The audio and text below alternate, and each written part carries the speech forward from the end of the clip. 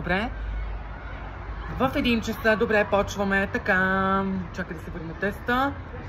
Текстчето. Добре, връщам се текста. Текста си го върна, добре. Добре, мисля, че текста ми се получи, ако нещо не е готово да ми наредиш в ситуацията. Добре, почваме, така ли? Добре. Добър ден, колеги! Да, сравнително висока искреност на депутатите.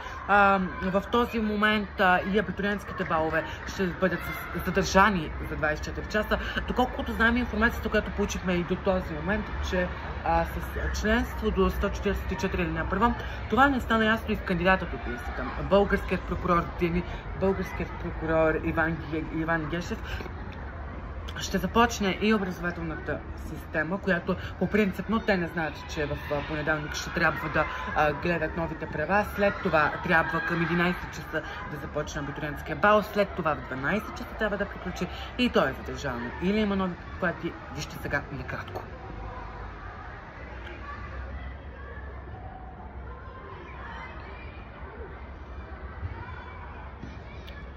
Директорката Росица Попова каза и още повече информация, че информация до този момент, ситуацията, която не е прегърнала ситуацията, това ще трябва да се реши в понеделник в 12 часа на обяд, след като депутатите от ГЕРБ-СДС се върнат на четвърто четене.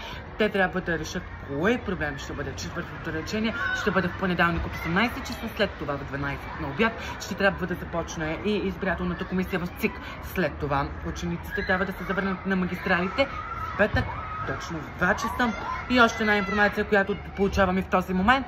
В този момент получихме информация, че абитуриентският бал на 12 клас тук в професионалната гимназия ще започне в 14 часа, ще започне в 10 часа на обяд.